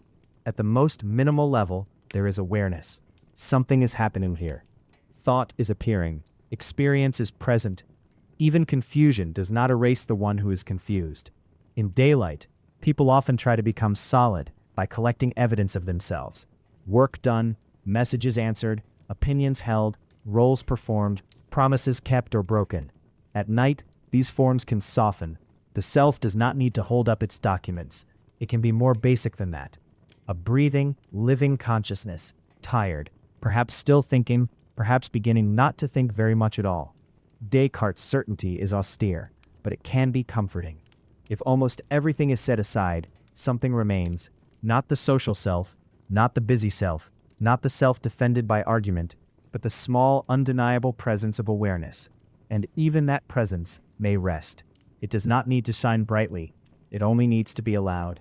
The movement from the self to God is one of the places where readers often slow down, object, or drift away. That is all right. The meditations are not a set of instructions that must be swallowed whole. They are a path through a mind. Descartes asks how the finite mind could possess the idea of an infinite and perfect being. He argues that this idea points beyond the finite self. He then uses God's non-deceptive nature to rebuild trust in clear and distinct perception. Whether this persuades us or not, we can understand its purpose. He does not want to remain locked inside the certainty of his own thinking. Solipsism, the lonely prison of only the self, is not his destination. He wants the world back. He wants truth to be more than private conviction. He wants an account of why reason, when properly used, can reach beyond the little chamber of the individual mind. For sleep, we can let this become a more general movement from isolation toward trust. The mind begins alone, then seeks what allows it to trust again. A child does this. A frightened person does this. A thinker after doubt does this. We all move in different ways between suspicion and trust. Too much trust becomes naive. Too much suspicion becomes exhausting. Descartes' God may not be every listener's answer, but the need he addresses is recognizable. What lets the mind stop defending itself against everything? What lets the world return as something more than threat or illusion? Tonight, the answer may be modest. A quiet room, a finished day, a body asking for rest, a voice steady enough to borrow trust from for a little while. The phrase clear and distinct can be heard almost visually. Clear, as though the fog has thinned. Distinct, as though one shape has separated from another. Descartes wants thoughts that present themselves without blur. He distrusts the half-seen, the confused, the inherited murmur. He wants the mind to know when it is really seeing. But clarity is not always brightness. Sometimes clarity is quiet. A thing can be clear because it is simple enough to stop arguing with. The body is tired. The day is over. This problem cannot be solved at midnight. That sentence is not spectacular, but it may be clear. And because it is clear, it may be merciful. Distinctness, too, can be gentle. This is a worry. This is a memory. This is a plan. This is a feeling in the body. This is a task for tomorrow. This is not everything. When thoughts are not distinct, they merge into a single dark mass. When they are distinguished, they become smaller. They can be placed. They can be left. Descartes uses clarity and distinctness to secure knowledge. We can use them to reduce the noise of the night. The mind does not need a grand metaphysical victory. It may only need enough separation to stop one thought from pretending to be the whole world. The fire is one thing. The voice is one thing. The future is another thing, and it is not in the room yet. This is the quiet practice. See a little more clearly. Separate a little more kindly. The wax by the fire can stay with us because it is such a sleep-friendly example. It belongs to the hand, the eye, the smell of honey, the warmth of the flame. It changes without vanishing. It is a lesson in continuity under transformation. At first firm, then soft. At first shaped, then shapeless. At first one set of sensory qualities, then another. Descartes uses the wax to show that the intellect grasps more than the senses deliver. The senses report changing qualities. The mind understands the thing as extended, flexible, mutable. But we can also let the wax teach us about the night. A human being changes through the day. Morning self, working self, worried self, sociable self, hungry self, tired self. The qualities alter, and yet there is continuity. This is useful when a mood feels too convincing. A low mood says, "This is what you are." An anxious mood says, "This is what the world is." A tired mood says, "This is what tomorrow will be." But perhaps these are qualities near the flame, not the whole substance. They change, they melt, they harden again in another form. The wax does not panic when it changes shape. It simply follows the conditions around it. The mind may do something similar. Under the heat of the day, it takes one form. Under the coolness of night, another. Under rest, perhaps another still. There is no need to cling to the day's shape as final. Near the fire, the wax softens. Near sleep, the self may soften too. The mind-body distinction has traveled far beyond Descartes. People now speak of Cartesian dualism as though the phrase itself were a familiar object on a shelf. But before it became a label, it was an attempt to describe a lived difference.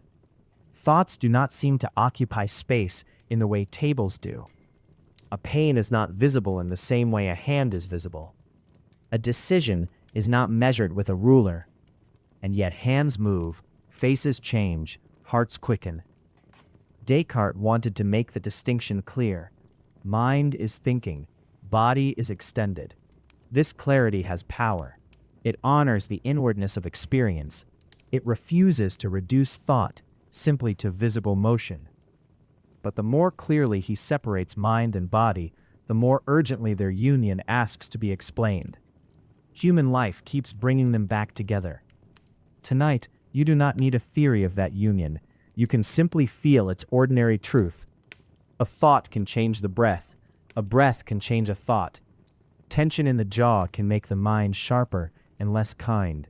Softening the shoulders can make an old worry less persuasive. The body and mind speak through one another in ways that philosophy can analyze, but sleep can receive without analysis. This is why a sleep video must care about sound. A voice is physical. It travels as vibration, enters the ear, becomes nervous activity, and somehow touches the mind as meaning, mood, and trust. The crackle of the fire is physical too. It says warmth before the intellect explains it. Mind and body meet in listening. So let listening be enough. No diagram, no proof, just the union doing its quiet work. Elisabeth's question keeps returning because it is the kind of question that does not age. How does the immaterial move the material? How does an intention become an action? How does sorrow enter the body? How does illness change a thought? The vocabulary changes across centuries, but the puzzle remains recognizable. In her letters, Elisabeth does not let the philosopher escape into clean abstraction. She asks from intelligence but also from life. She knows that the human being is not a mind sealed in glass. The soul suffers with the body. The body is altered by the soul's condition. Melancholy, duty, illness, and care are not footnotes to philosophy. They are part of the subject. This makes her one of the quiet heroes of the story. She represents the reader who listens carefully and then asks the necessary next question. Not to embarrass the system, but to make it more honest. Any philosophy of the human person must answer to the person who is tired, sick, grieving, hopeful, embodied, and still thinking. For sleep, Elisabeth's role is almost protective. She prevents us from floating too far away from the body. She brings us back to the lived room. Are you warm? Are you tired? Is the breath shallow or deep? Does the mind need argument, or does it need gentleness? These are not lesser questions. They are where philosophy meets a night like this one. Descartes gives us the thinking self. Elisabeth reminds us that the thinking self has a pulse. The passions, in Descartes' later work, are ways the soul is moved in relation to the body. The word passion itself suggests being acted upon. Something happens to us before we fully decide what to do with it. Wonder opens the mind. Love joins us to what appears good. Desire reaches. Joy receives. Sadness contracts around loss. Fear prepares. Anger gathers force. A purely rational fantasy might wish to remove these movements, but a human philosophy cannot simply erase them. The passions are part of how the embodied person navigates the world. They can be mistaken, excessive, confused, or harmful, but they can also reveal value. They show what matters to us before our theories have finished speaking. At night, passions often change volume. A small regret becomes large, a future task becomes urgent, an old humiliation becomes strangely vivid. The body is tired, and the mind mistakes fatigue for evidence. Here, Descartes' discipline and Elisabeth's embodiment can work together.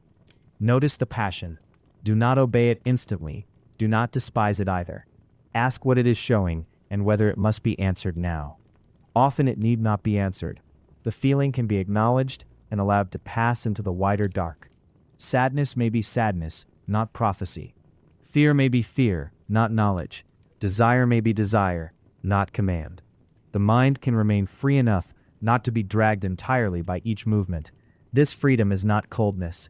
It is room, a little space around the passion, a little warmth around the body, a little patience around the mind. Descartes' caution after Galileo is another reminder that philosophy lives in history.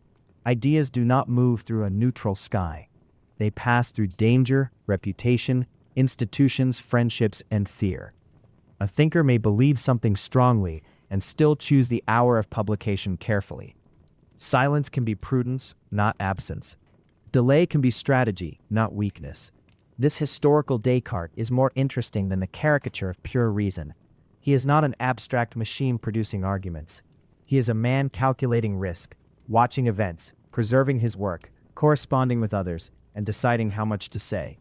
He wants truth, but he also lives among consequences. There is a quiet human lesson here. Clarity does not remove vulnerability. A person may know what they think and still need to choose when to speak.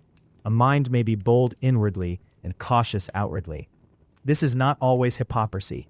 It may be the shape wisdom takes under pressure. For sleep, the point is simpler. Not every truth must be acted on tonight. Not every realization needs immediate expression. Some things can be held until the right hour. The mind often creates urgency where none is required. It says, decide now, solve now, answer now.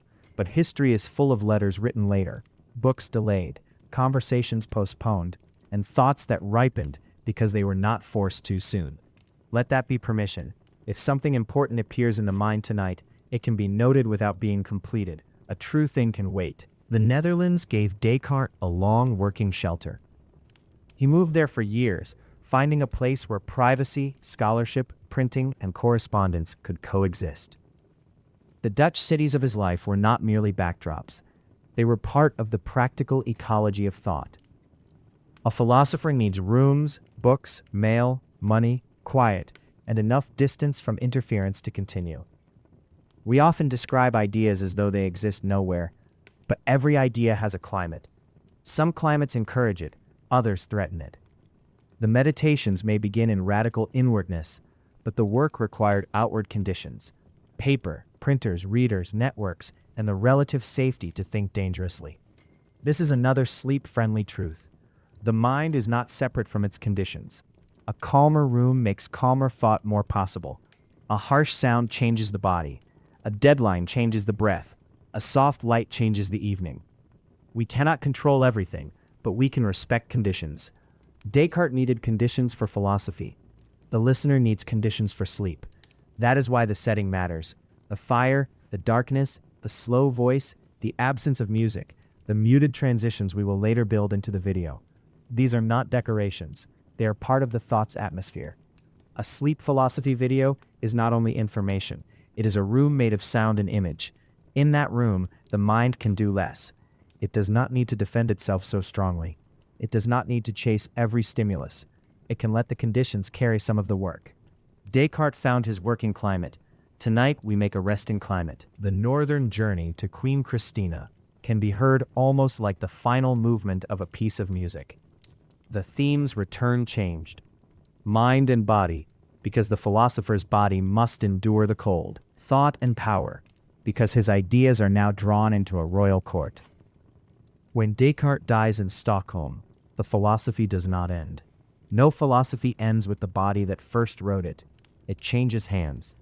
It enters classrooms, arguments, criticisms, summaries, misreadings, revivals, jokes, and private moments of recognition. The living voice stops. The written voice travels. This is part of the strange afterlife of thought. A sentence written by candle or daylight becomes a question in another century.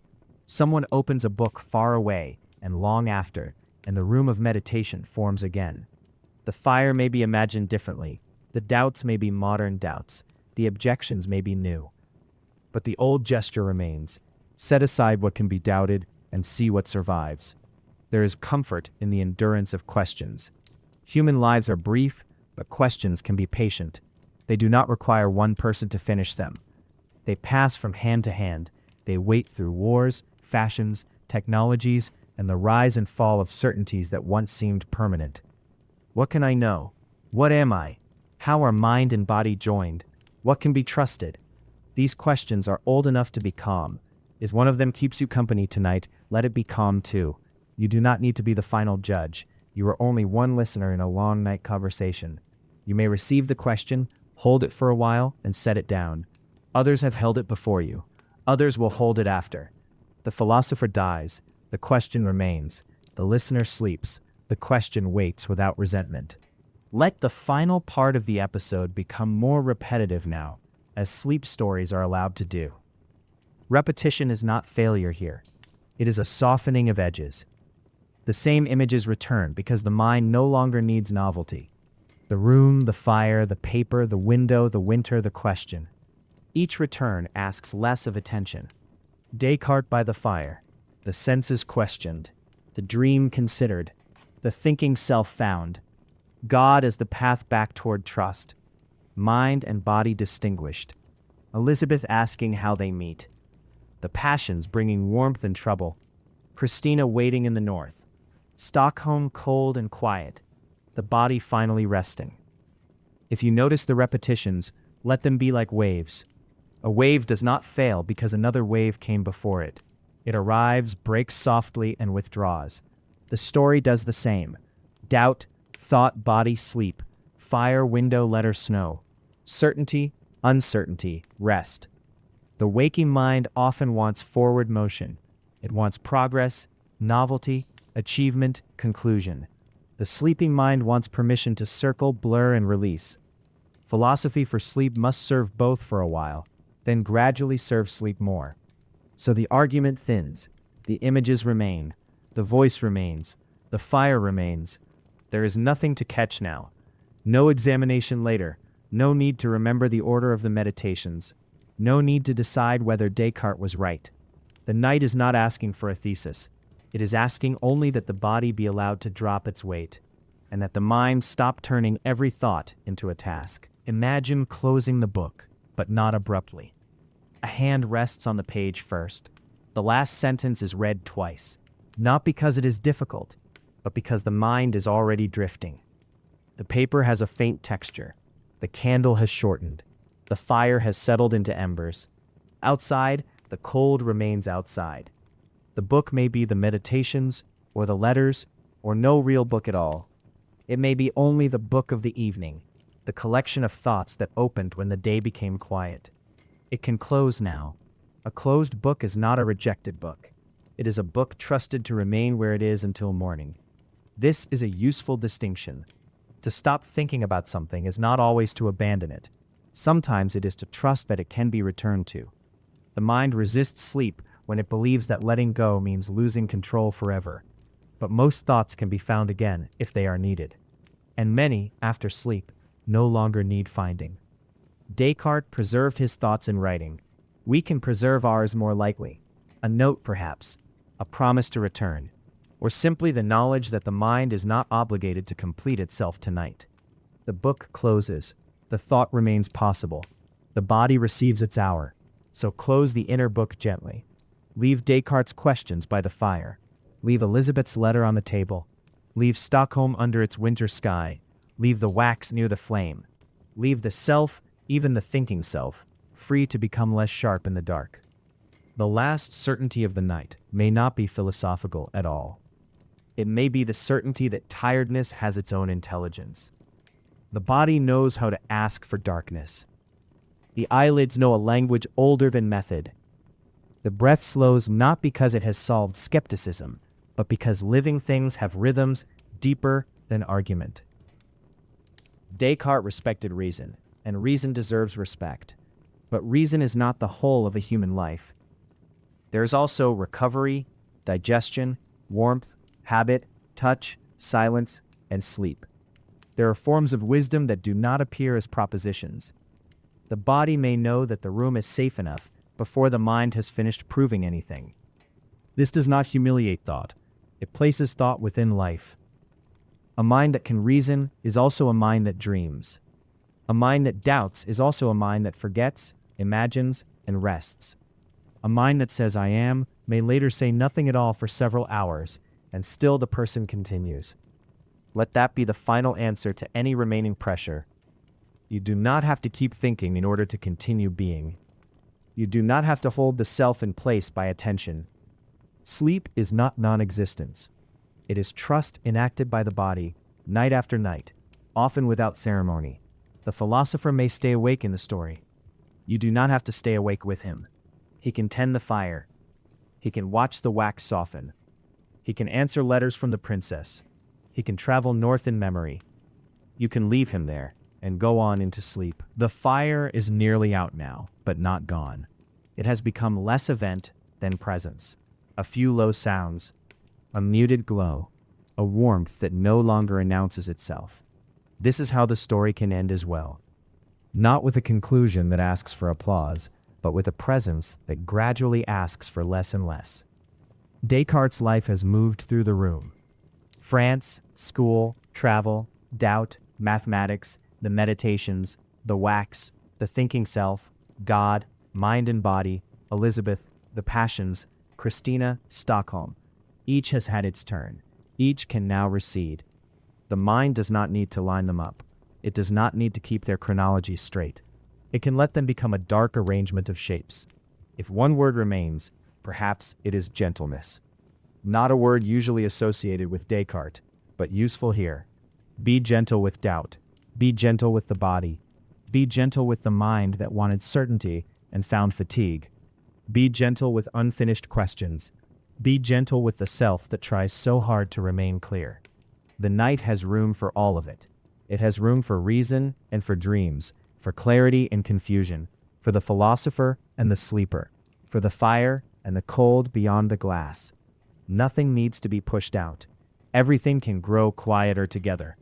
So let the last images dim. A chair by the hearth, a page without readable words, a window darkened by winter, a letter folded closed, a thinker resting his hand, the room breathing with embers, the question no longer sharp, the answer no longer necessary, only the hush that comes when thought finally allows itself to be held. Before we finally leave the room, let us let the biography breathe a little more. A philosopher is never only the argument most people remember. Descartes was a child before he was a system, a student before he was a founder, a traveler before he was a name printed in histories of philosophy. He lived among habits, illnesses, friendships, caution, ambition, and ordinary needs. This matters because famous thoughts can become too clean after centuries of quotation. I think, therefore I am, mind and body, clear and distinct. These phrases harden into labels, but behind them was a life trying to make sense of itself amid uncertainty. The labels are useful, but the life keeps them human. Imagine him not as a statue, but as someone waking, dressing, writing, waiting for replies, feeling the weather, calculating risks, choosing where to live, deciding what to publish, and sometimes changing his mind. The great philosophical gesture of beginning again did not happen outside ordinary time. It happened inside a human schedule, with interruptions, fatigue, and the limits of the body. This is comforting in a quiet way. Your own unfinishedness does not disqualify your thought. A tired mind can still have insight.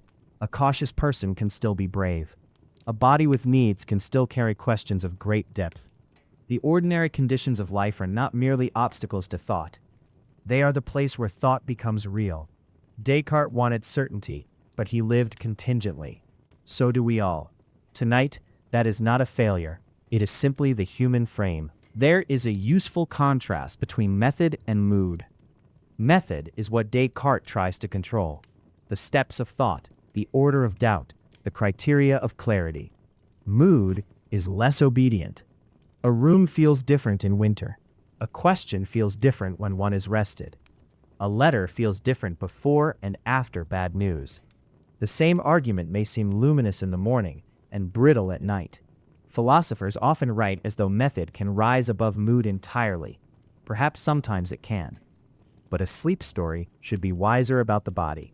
Mood is not truth, but it colors the path to truth. Tiredness is not an argument, but it changes how arguments feel. Anxiety is not evidence, but it can disguise itself as evidence. Calm is not proof, but it can make proof easier to judge. Descartes gives us tools for resisting confusion. Night gives us tools for not mistaking exhaustion for revelation. If a thought feels enormous after midnight, perhaps it is enormous. Or perhaps it is tiredness standing too close to the lamp. The Cartesian habit asks for clarity. The sleep habit asks for delay. Together they say, do not decide the whole world from a depleted state. This is a merciful rule. Let morning examine what night exaggerates. Let rest change the lighting. Let the body recover enough that the mind does not have to use fear as its lantern. Some thoughts are true. Some are only late. For now, the late thoughts can pass by without being crowned. The silence around the fire is also part of the philosophy. Not every important thing happens in a sentence. There is the pause before a thought becomes clear. The pause after a question has been asked. The pause in which an answer is not yet forced. Descartes' written arguments move in steps, but between the steps we can imagine quiet. Modern life often dislikes such quiet. It fills every pause with signal, sound, notification, explanation, or demand. But deep thinking and deep rest both need gaps. A thought needs room to settle.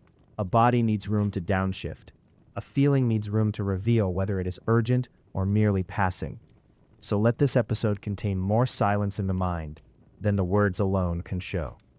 After each image, a little space. After the fire, a little space. After the question, what can I know? A little space. The answer does not have to arrive immediately. The pressure to answer can itself be set aside. Descartes' own method, for all its severity, depends on refusing haste. Do not accept what is unclear. Do not affirm what has not been seen. This refusal creates a pause. It says that the mind is not a servant of every passing claim. It may wait. It may withhold. It may allow the fog to reveal whether there is a shape inside it. Tonight, waiting is allowed. Silence is allowed. The next thought may come or not. The fire may speak in small sounds. The body may answer by growing heavy. If we wanted to be very precise, we could distinguish many kinds of doubt. There is ordinary doubt. Did I lock the door? Did I remember the letter? Did I understand what was said?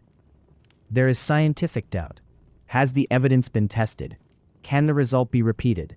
Is there a better explanation? There is philosophical doubt. What is knowledge? What is certainty? What justifies belief? And there is anxious doubt, which is not really a method at all, but a loop. Descartes' doubt belongs to method, not loop. It has a purpose. It moves toward discovery. Anxious doubt moves in circles and calls the circling useful. It asks for reassurance, consumes it, and asks again. It does not clear the ground. It wears a track into it. This distinction is valuable at night. If a doubt helps you see more clearly, it may be useful. If it repeats without new evidence, it may only be tiredness with a question mark. The answer is not to hate it. Hatred makes loops louder. The answer may be to name it kindly. This is not methodical doubt. This is the mind circling because it is tired. Once named, it can be treated differently. Not solved, perhaps, but not obeyed.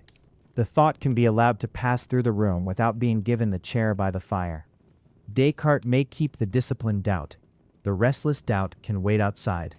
What remains is not perfect certainty, but a little more space. Enough space for breath. Enough space for the body to remember sleep.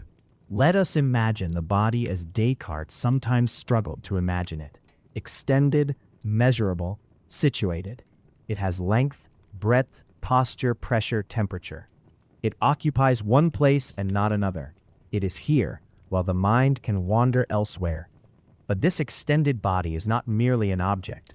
It is the condition through which the world is felt. The hand near the fire is not just a shape in space. It is warmth received. The eye closing is not just a movement of tissue. It is the world dimming.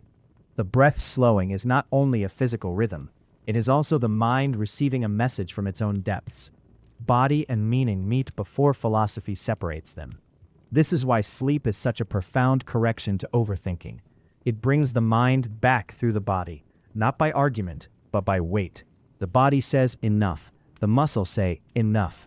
The eyelids say enough. The stomach, the heart, the breath, the spine, the skin, all participate in a wisdom that is not phrased as a proposition. Descartes distinguishes sharply so that thought can become clear. The night joins gently so that life can continue. Both movements have their hour. The hour of distinction has passed for now. The hour of joining has come. Let the mind return to the body, not as a prisoner returns to a cell, but as a traveler returns to a warm house. The body is not the enemy of thought.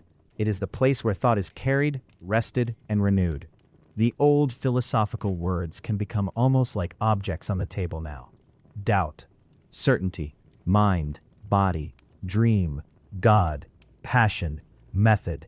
Each one has been opened a little, then set down. None of them needs to be opened again tonight. They can remain where they are, like instruments after music has ended. A violin does not need to play all night, because it played beautifully once. A book does not need to remain open because it contains wisdom. A thought does not need to continue because it matters. Importance is not the same as urgency. This is one of the kindest distinctions the mind can learn. Important things can wait. Love can wait through sleep. Work can wait. Serious questions can wait. Even grief, though it may not disappear, can be held by the body's need to rest. The night does not solve importance by denying it. It places importance in a larger rhythm. Descartes' questions remain important, but they have waited centuries already. They can wait one more night. The nature of knowledge will not be harmed by your sleep. The mind-body problem will not collapse because you stop attending to it. The wax can remain by the fire. The letter can remain folded. The snow can continue falling in the imagined Stockholm of the story. What is urgent now is gentler, the chance to rest, the chance to let the mind's grip loosen, the chance to stop proving the self and simply allow it to be carried for a while by breath, darkness, and time. Perhaps the deepest sleep lesson in Descartes is hidden in the fact that he does not accept the first appearance of things. The senses say one thing, habit says another, fear says another, tradition says another. He pauses. He asks whether appearance is enough. That pause can protect the night from anxious illusion. An anxious thought appears and says, I am certainty.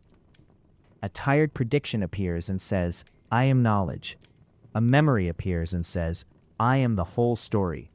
But appearance is not enough. The mind can say, gently, you may be only an appearance. You may be only a dreamlike shape formed by fatigue. You may be worth considering tomorrow, but you are not sovereign tonight. This is not denial. It is discernment. Descartes' doubt teaches the mind not to bow instantly before every presentation. Sleep teaches the mind not to wrestle every presentation either. Between bowing and wrestling, there is a third possibility, allowing. The thought appears. The thought is noticed. The thought is not enthroned. The thought passes. In that passing, the room becomes larger. The fire is still there. The body is still there. The voice is still there, perhaps already fading in and out of attention. The mind does not need to win against each appearance. It only needs not to be captured by all of them. So let appearances soften. Let certainty wait. Let the dark do what argument cannot do. Let the self be less defended, less defined. The story is long now because sleep itself is slow. A short thought can be brilliant, but rest often needs duration. It needs enough time for the surface mind to spend itself, enough repetition for attention to loosen, enough gentle continuity for the body to believe that nothing sudden is required. The length is not empty. It is part of the care. Descartes may have preferred concise certainty, but our purpose is different. We are not trying to win an argument quickly. We are making a place where philosophy can become a low, steady companion. The ideas remain real, but their edges are padded by time. Doubt becomes less alarming because it is spoken slowly. The self becomes less lonely because it is held inside a wider story. The body becomes less neglected because the voice keeps returning to warmth, breath, and rest. There is a craft to slowness. Too slow and the voice becomes strange. Too fast and the mind is pulled forward. The right pace gives attention something to hold without making it grip. It lets a listener stay or leave. It keeps the door open to sleep. So if the words continue after you no longer need them, let them continue. They are not offended by being missed. A sleep story succeeds when the listener does not hear the end. The final sections are a safety net for wakefulness, not a test of endurance. The philosopher can keep speaking softly. One final return to the fire. It has been with us from the beginning, because it belongs to both philosophy and sleep. Fire gives light, and philosophy asks for light. Fire gives warmth, and the body asks for warmth. Fire changes what is near it, as the wax changes, as thought changes when held near attention. Fire also fades, and in fading, it teaches the room to accept darkness. Descartes by the fire is therefore more than an image. It is a meeting of clarity and comfort. The flame lets him see the page. The warmth lets the body remain. The night beyond the window gives the question its depth. Without the dark, the little light would not feel so precious. Tonight, the fire has done its work. It has lit the first doubt, the first certainty, the letters, the wax, the northern memory. It has warmed the mind-body question without solving it. It has made a room where difficult things can be said gently. Now it may fade. Let the fading be natural. No abrupt ending, no command to sleep. Only less light, less effort, fewer distinctions. The page becomes hard to read. The objects in the room become shapes. The shapes become darkness. The darkness is not empty. It is restful. If a single ember remains, let it be the thought that rest is allowed before certainty is complete. The world has always been lived that way. No one solves everything before sleeping. Even philosophers must trust the night. Now leave the questions in their places. Leave doubt near the door where it can be useful tomorrow if it must be. Leave certainty on the desk, small and bright, not large enough to burden you. Leave the mind by the window, looking out for a moment, then turning back. Leave the body in the chair by the fire, heavy, warm, no longer pretending to be only an object. Leave Elisabeth's letter folded with care. Leave Christina's court under snow. Leave the Rhones of Europe empty in the dark. Leave La Flèche, the Netherlands, Stockholm, the wax, the books, the objections, the replies. Leave even the famous sentence, "I think, therefore I am," to rest inside the silence from which it came. There is nothing more to prove here. The story has given enough. The mind has walked through doubt and returned, through body and returned, through winter and returned. If you are awake, you may simply listen to the remaining quiet. If you are nearly asleep, you may let the words fall away. If you are already asleep, then the story has done what it came to do. The room is dark now. The fire is low. The paper is still. The philosopher is only a shape in memory. The questions are gentle. The body is permitted. The mind is permitted. Sleep is permitted. And so, without hurry, without proof, without anything more required, let the night receive you.